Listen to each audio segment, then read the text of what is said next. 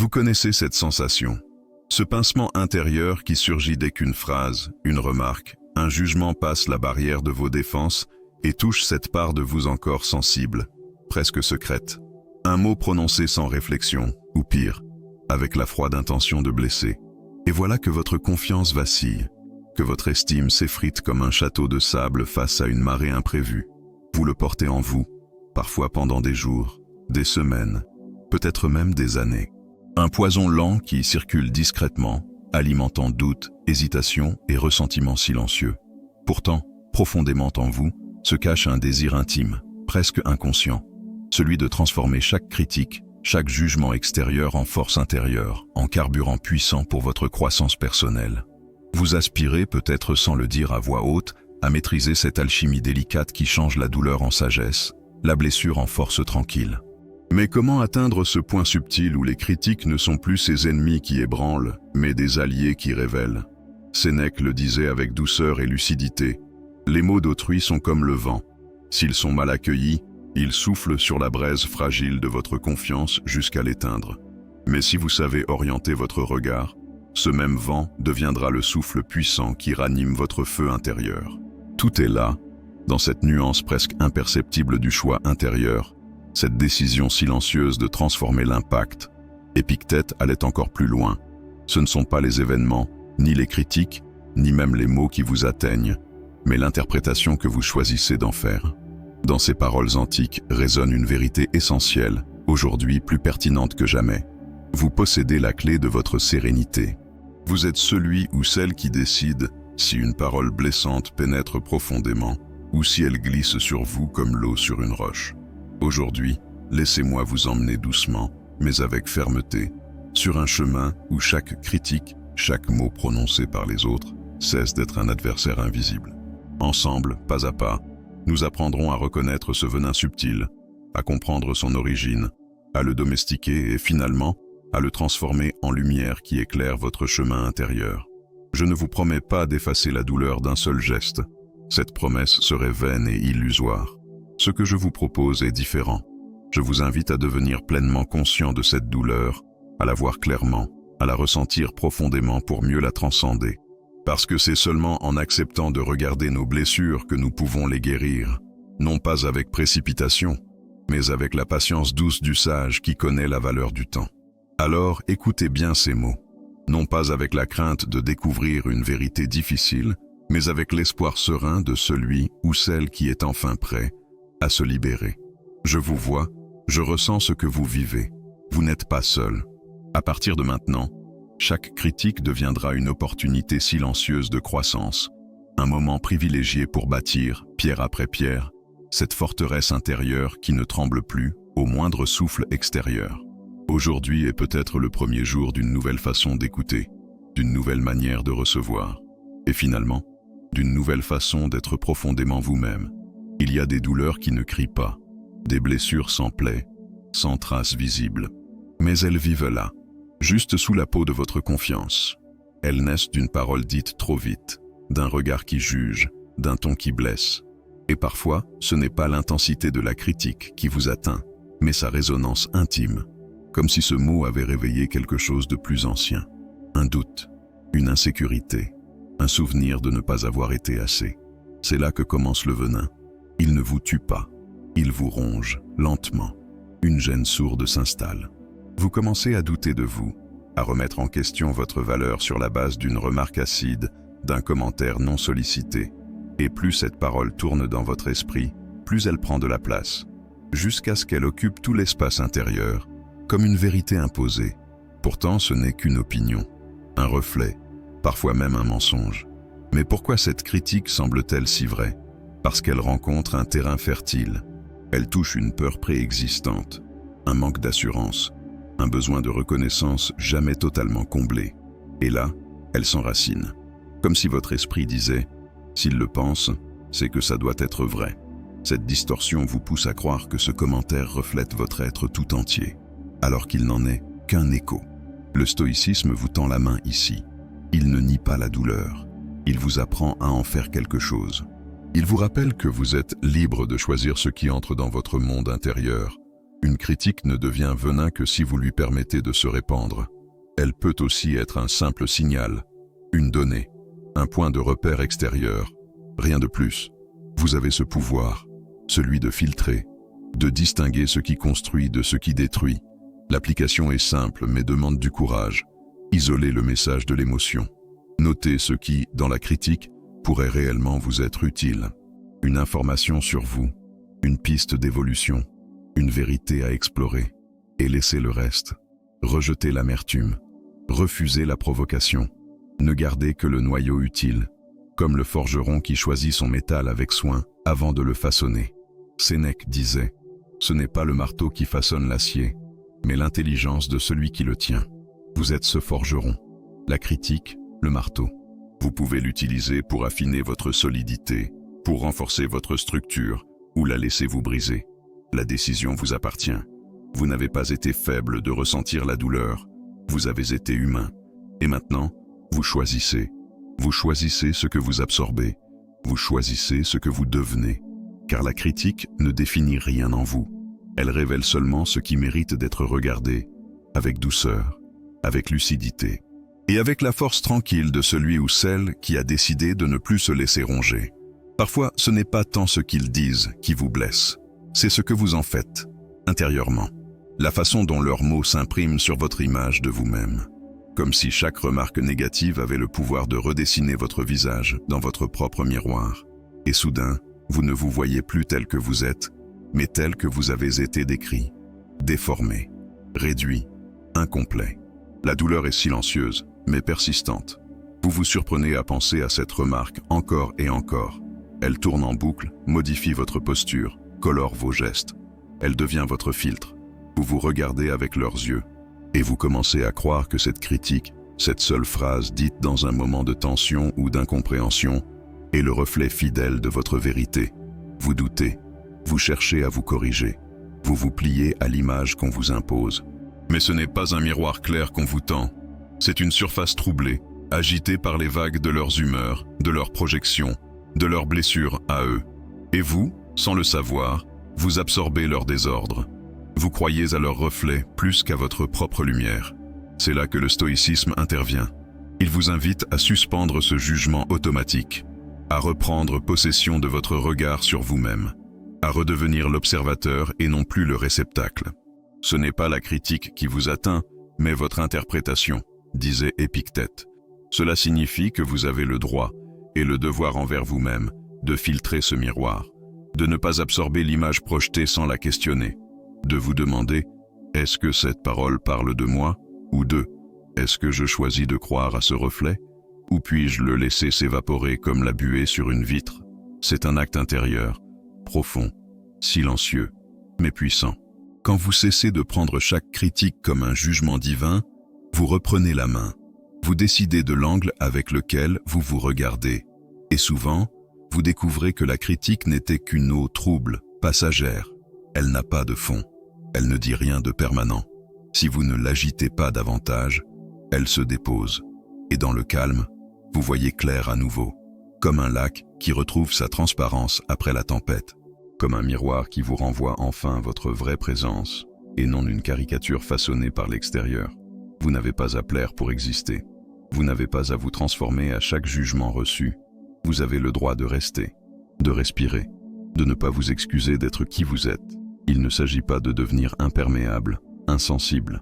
Il s'agit de redevenir souverain de votre image intérieure, d'enlever à l'autre ce pouvoir qu'il n'a jamais eu, celui de vous définir.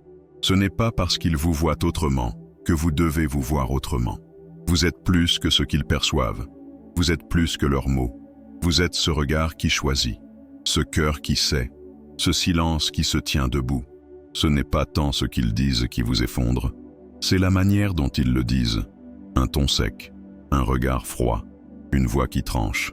Parfois, même une vérité, si elle est jetée comme un caillou, vous laisse des bleus invisibles. Et vous ne retenez plus que ça, l'attaque, pas le message, pas le fond, juste cette forme dure, blessante, qui réactive des plaies plus anciennes. Cette douleur est ancienne. Elle ne vient pas uniquement du présent. Elle vient de toutes ces fois où l'on vous a parlé sans respect, où l'on vous a corrigé sans amour, où l'on vous a repris comme si votre valeur dépendait de votre capacité à ne pas déranger. Alors aujourd'hui, quand une remarque arrive, votre cœur se referme avant même d'avoir entendu le sens. Ce n'est pas de l'orgueil, c'est une mémoire traumatique. C'est votre corps qui se protège. Mais si vous regardez au-delà du ton, si vous osez traverser la forme abrasive, parfois vous trouverez une étincelle de vérité utile, une clé, une direction. Même un mot brutal peut contenir une information précieuse. Et cela, le stoïcisme nous l'enseigne avec douceur mais fermeté. Sénèque nous le rappelle. Ce n'est pas ce qui est dit qui blesse, mais ce que vous en faites. Alors essayez. Essayez de reformuler intérieurement la remarque reçue. Changez la voix. Enlevez l'ironie. Supprimez l'agressivité. Ne gardez que l'essence. Comme on décortique un fruit pour en retirer le noyau. Peut-être que cette personne, malhabile, maladroite ou simplement en souffrance, vous a montré un angle que vous ne voyiez pas encore. Peut-être qu'au lieu de riposter, vous pouvez accueillir et choisir. Choisir ce que vous gardez. Choisir ce que vous laissez partir. Ce travail demande de la force, de la présence et surtout de la bienveillance envers vous-même. Car il ne s'agit pas de tout accepter. Il s'agit d'écouter autrement, d'écouter au-delà du bruit, de devenir cet être intérieur qui sépare l'utile du toxique, qui entend la leçon, mais refuse la violence. Cela change tout, cela vous transforme. Car au lieu de réagir, vous alchimisez. Au lieu de vous crisper, vous respirez. Vous n'êtes plus à la merci du ton, de l'humeur ou du volume de l'autre. Vous êtes centré, calme, lucide et libre. Ce n'est pas un retrait, c'est une maîtrise. Alors la prochaine fois qu'un mot dur vous atteint, posez cette question simple. Et si je ne m'arrêtais pas à la voix, mais à la vérité qu'elle cache maladroitement? Car parfois, derrière une voix froide se cache une direction juste. Et c'est à vous de la choisir. Non pas en vous soumettant, mais en vous élevant. En décidant que votre paix intérieure vaut plus que la forme d'un reproche. Vous pouvez écouter sans vous blesser. Vous pouvez entendre sans vous courber. Vous pouvez apprendre sans vous perdre. C'est cela, la vraie puissance. Il y a des critiques qui brûlent comme une gifle, même en silence. Pas besoin de cris, pas besoin de violence visible. Juste quelques mots, jetés froidement, qui collent à la peau comme une accusation sourde. Et dans cet instant suspendu, vous sentez monter quelque chose. Une colère, une honte, un besoin irrépressible de répondre, de vous défendre, de prouver que vous ne méritez pas cela. C'est humain, c'est instinctif, mais ce réflexe, aussi naturel soit-il, peut devenir un piège, car il vous enferme dans une spirale où votre énergie sert à riposter, à vous justifier, à blesser parfois même en retour. Et pendant ce temps, vous perdez votre centre, vous vous éloignez de vous-même, vous devenez l'écho de ce que l'autre a projeté sur vous. Mais il y a un autre chemin, plus discret, plus exigeant, mais infiniment plus puissant. Ce chemin, c'est celui de la transformation, de l'alchimie intérieure, là où l'énergie de la blessure ne vous pousse pas à la guerre, mais à la construction, là où chaque mot amer devient une étincelle, une matière brute que vous pouvez rediriger. Non pas pour vous venger, mais pour créer, pour avancer, pour grandir. C'est ce que les stoïciens appelaient l'art de détourner l'obstacle. Ce qui vous bloque peut devenir ce qui vous propulse. Imaginez, après une critique, au lieu de ruminer, vous prenez un carnet et vous y notez une seule action que vous pouvez entreprendre. Pas pour faire plaisir à l'autre, pas pour vous justifier, mais pour faire un pas de plus vers la personne que vous voulez être. Un détail à améliorer, un projet à affiner, une habitude à renforcer. Ce n'est pas une réaction, c'est une création. Comme le feu qui, bien canalisé, chauffe une maison au lieu de la brûler, votre émotion peut devenir un moteur. L'aigreur reçue n'est pas une fin, elle est un appel, un signal. Ce que vous en faites dépend de votre choix intérieur. Vous pouvez rester coincé, dans le ressenti, ou vous pouvez transmuter ce ressenti en volonté. Et ce processus, même discret, est une révolution, car vous cessez de subir. Vous devenez auteur. Vous ne vous définissez plus par la critique, mais par la façon dont vous la recyclez. Vous n'êtes plus cette personne blessée qui se défend. Vous devenez celle qui construit, avec calme, avec clarté, avec détermination. Et cette posture silencieuse désarme plus que 1000 justifications. Alors, quand l'aigreur vous atteint, ne fuyez pas, ne répondez pas tout de suite. Accueillez, respirez, puis transformez. Même un mot dur peut vous faire pousser des ailes. Pas à cause de ce qu'il est, mais à cause de ce que vous décidez d'en faire. Voilà la vraie puissance. Voilà la liberté stoïcienne. Parfois, ce n'est pas tant la critique en elle-même qui fait mal, mais ce qu'on imagine qu'elle entraînera. Une remarque, une simple phrase prononcée par quelqu'un, peut résonner comme une onde qui se propage bien au-delà du moment. Vous vous demandez alors, et si les autres l'entendent? Et s'ils pensent la même chose? Et si tout cela me suivait, me définissait? L'inquiétude n'est plus locale. Elle devient épidémie intérieure. C'est ainsi que la peur se glisse dans les interstices de l'âme. Une critique devient un tremblement, et ce tremblement se transforme en avalanche. Vous vous revoyez, des heures après, revivre la scène, anticiper des jugements, imaginer des conversations qui n'existent pas encore. L'esprit construit des fantômes à partir d'un seul souffle. Mais ce souffle, aussi réel soit-il, ne doit pas diriger le vent de votre vie. Ce que les stoïciens ont compris, c'est que le vrai pouvoir ne réside pas dans ce que les autres disent, mais dans ce que vous laissez entrer. L'opinion des autres est comme un caillou jeté dans l'eau. Il crée une onde, mais cette onde, c'est votre intérieur qui la propage. Si vous gardez votre surface calme, le caillou coule et tout redevient paisible. Mais si vous êtes déjà agité, chaque mot devient tsunami. C'est pour cela qu'il est essentiel de revenir à soi, à chaque fois, de respirer, de se poser une question simple. Qu'est-ce que cette critique change vraiment dans ce que je suis? Et souvent, la réponse est rien. Car ce que vous êtes ne dépend pas de la dernière opinion reçue. Elle dépend de la cohérence que vous entretenez avec vos valeurs. Ce qui trouble, ce n'est pas la critique. C'est l'inquiétude qu'elle fasse vaciller une image fragile de soi. Alors, recentrez-vous. Visualisez un lac. Un mot y tombe. Il y a une ride. Puis le calme revient. Et dans ce calme, vous réalisez que vous avez survécu. Mieux encore, vous êtes resté vous-même. Et c'est là l'essentiel. Vous ne contrôlez pas le mot qui vient, mais vous contrôlez l'écho que vous choisissez de lui donner. Moins d'écho, moins de pouvoir, moins d'impact. Cela ne veut pas dire que vous devez ignorer ce qui est dit, mais cela signifie que vous choisissez de ne pas l'amplifier. Vous ne construisez pas un château autour d'un caillou. Vous le regardez, vous évaluez. Et si ce caillou ne mérite pas votre énergie, vous le laissez couler. Ainsi, votre monde intérieur devient moins réactif, moins influençable et plus solide. Car au fond, l'effet papillon n'est pas déclenché par l'aile du mot, mais par la tempête de l'esprit qui y répond. Calmez cette tempête et vous reprenez le contrôle. Là est votre vraie souveraineté. Il y a ce moment précis, celui où la critique vous heurte sans prévenir. Comme une pierre lancée dans votre silence, elle ne laisse pas de blessure visible, mais elle remue quelque chose, là où c'était enfoui. L'inconfort s'installe, et avec lui, ce réflexe humain de repli, de justification ou de rejet. Pourtant, juste derrière cette gêne, se cache peut-être une lumière, une vérité nue, une clarté inattendue. Souvent, on refuse cette clarté, parce qu'elle vient en habit rugueux, parce qu'elle dérange notre zone de confort émotionnel. On préfère rester dans la chaleur d'un déni paisible plutôt que d'ouvrir les fenêtres de notre conscience à un air un peu froid, mais pur. On se dit, il n'a pas le droit de me parler comme ça. Et on oublie de se demander, mais est-ce qu'il a touché quelque chose de vrai en moi? Les stoïciens nous rappellent que ce n'est pas parce qu'un message est inconfortable qu'il est inutile. Sénèque, encore lui, disait, ce n'est pas la douleur qui est l'ennemi, mais notre refus de l'écouter. Il ne parlait pas ici de la douleur physique, mais de celle, plus discrète, qui signale un point d'évolution.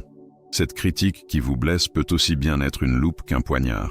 Tout dépend de la manière dont vous la regardez. Il est alors possible de changer de posture intérieure, d'accepter, même à contre-cœur, d'écouter. Pas pour se soumettre, pas pour se rabaisser, mais pour apprendre, pour découvrir ce que cette phrase, peut-être maladroite, peut vous révéler sur vous. Et dans cette démarche, une nouvelle force se construit, celle de celui ou celle qui n'a plus peur d'être dérangé dans ses certitudes. Chaque critique peut ainsi devenir un exercice de lucidité, comme un rayon qui perce un nuage. Elle vous indique un angle mort, elle éclaire une partie de vous que vous négligiez. Et cela ne veut pas dire que vous devez l'intégrer aveuglément, mais simplement que vous la passez au crible.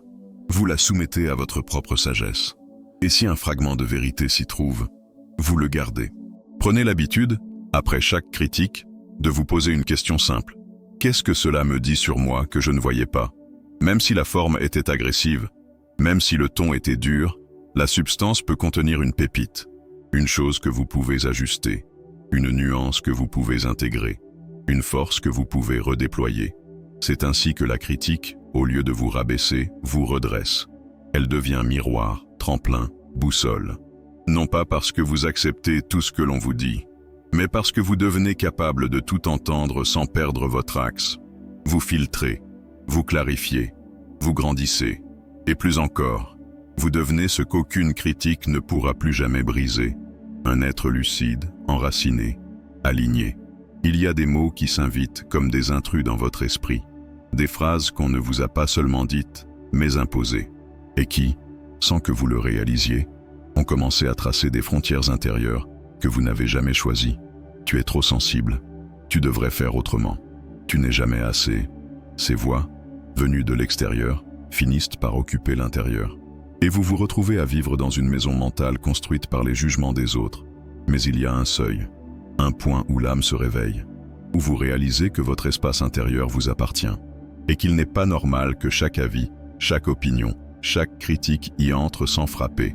Ce moment, c'est celui où vous posez vos propres limites, non pas avec colère, mais avec clarté, non pas pour vous fermer, mais pour vous protéger. Se sentir envahi par l'opinion d'autrui, c'est comme laisser une pluie froide traverser les murs de sa maison. Petit à petit, tout devient humide, inconfortable, instable. Ce n'est pas la pluie le problème, c'est l'absence de toi. Et ce toi, c'est votre capacité à dire non, à tracer une ligne, à affirmer doucement. Ce que vous dites, je l'entends, mais je choisis ce que je laisse entrer. La distorsion la plus fréquente, c'est de croire qu'il faut tout tolérer pour être aimé, qu'on ne peut pas poser de limites sans blesser, qu'on doit avaler chaque mot pour rester en lien. Mais c'est faux. Plus vous posez de limites saines, plus vos relations deviennent vraies. Moins vous vous sentez piétiné, plus vous pouvez aimer librement. Le respect commence là où vous cessez de tout absorber. Épictète nous invite à construire un cadre intérieur, un filtre. Ce qui entre, ce qui reste dehors, ce qui mérite attention, ce qui peut glisser. Ce n'est pas fuir, ce n'est pas rejeter, c'est choisir. Choisir votre paix comme priorité, choisir votre espace comme sacré, choisir que votre valeur ne se marchande pas au poids des critiques. Cela peut se faire simplement.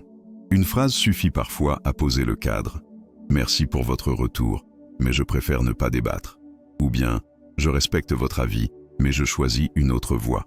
Ce sont des mots calmes, mais ce sont aussi des murs doux mais solides, des murs qui disent « ici, on ne piétine pas ». Et plus vous les posez avec douceur, plus ils deviennent infranchissables. Comme un jardinier qui clôt son terrain non pas pour exclure, mais pour protéger ce qui y pousse, vous devenez le gardien de votre sol émotionnel. Et ce sol, c'est votre dignité, c'est votre lucidité, c'est votre tranquillité. Vous ne pouvez pas empêcher les gens de juger, mais vous pouvez décider que leur jugement ne décidera plus de votre lumière. Parce qu'au fond, ce n'est pas ce qu'ils pensent qui compte, c'est ce que vous acceptez de porter. Toutes les critiques ne font pas le même bruit. Certaines explosent à l'instant, d'autres s'infiltrent lentement et rongent en silence. Mais une chose est certaine, aucune critique n'a de pouvoir tant que vous ne lui en donnez pas.